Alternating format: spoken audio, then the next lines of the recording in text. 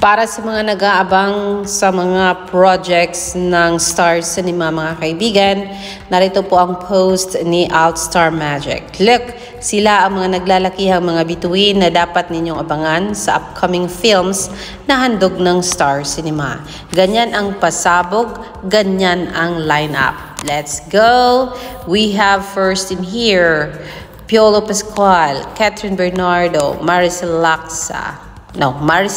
Soriano, Vice Ganda, Coco Martin, Bel Mariano, Kyla Estrada ba yan?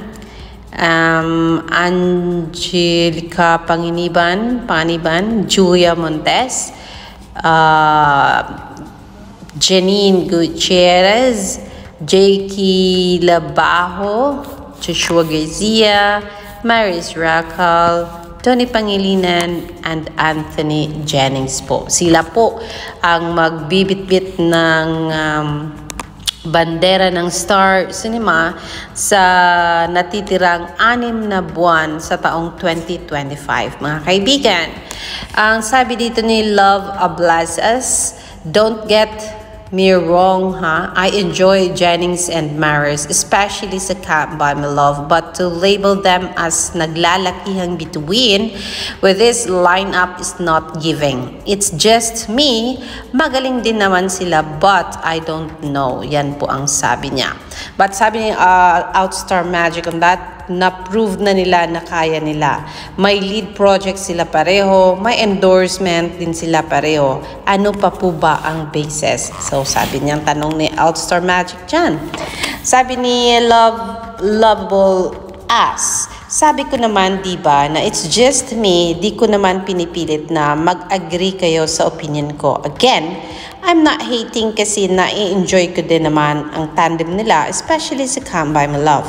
It's just me and my opinion, no harm, walang dapat ipaglaban. Lol, Altstar Magic is replying.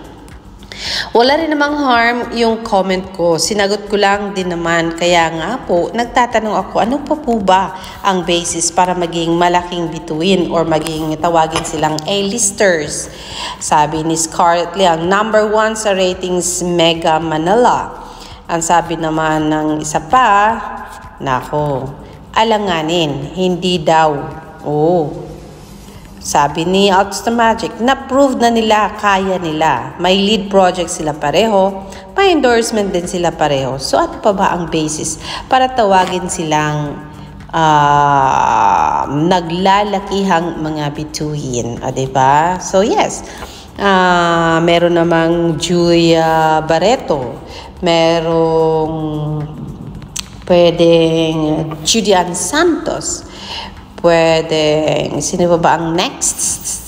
Kyla Estrada is one. Grabe din. Marami pang iba. Pero yes, yan ang choice ni Altstar Magic, ABS-CBN Studios and Star Cinema.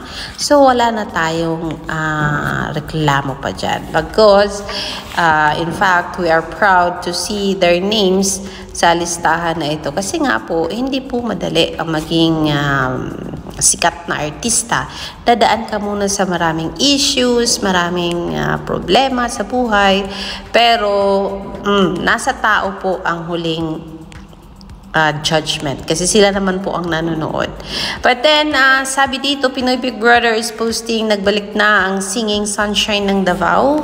Maris Racal sa loob ng bahay ni Kuya. May bagong pag-awit na naman kaya si Maris. O may bagong hugot. Abangan ang kulit at feels sa PBB Celebrity Collab Edition. Yes, nakapasok na nga itong si Maris Racal.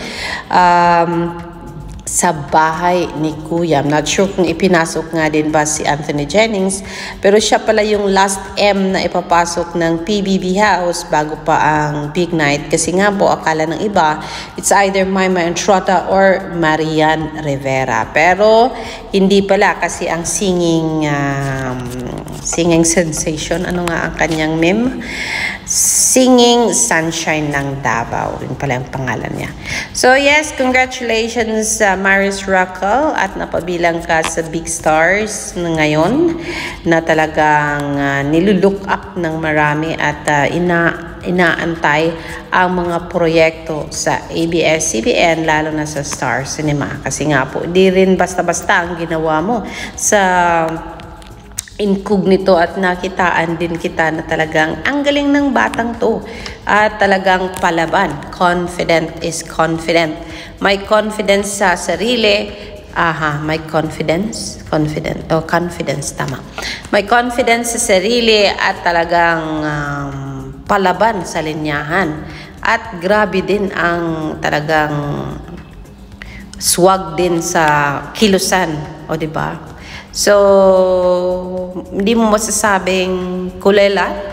At malalaman din naman natin sa susunod nilang project kung natataon lang ba na maganda ang kanyang performance, ang ganda ng kanyang acting, or kung talaga bang pang A-lister na itong si Maris Racal after makita ang kanyang kinang sa Come By My Love, mga kaibigan, as kontrabida. So this is Alexander Lexter Jules. Yan po ang latest update. Congratulations, Bel Mariano, kasi balita ko ang makakasama mo sa yung movie ay isang Maricel Soriano, J.K. Labajo, Piolo Pascual, and Joshua Garcia. And you deserve that kasi kaya mo at nakita ng maraming kaya mo kahit anong klaseng movie or teleserye ang ibigay sa'yo, inaaral mo at talagang ibinibigay mo ang buong buo. Yung pag-iyak pa lang mahirap gawin, pero nakita namin gaano mo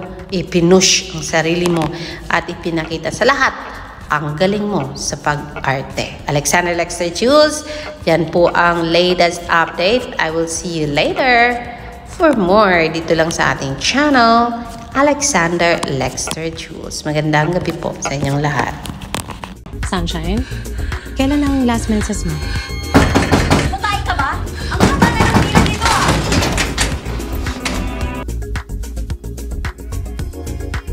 Kabataan ngayon hindi na makapagbigil. Anong plano mo?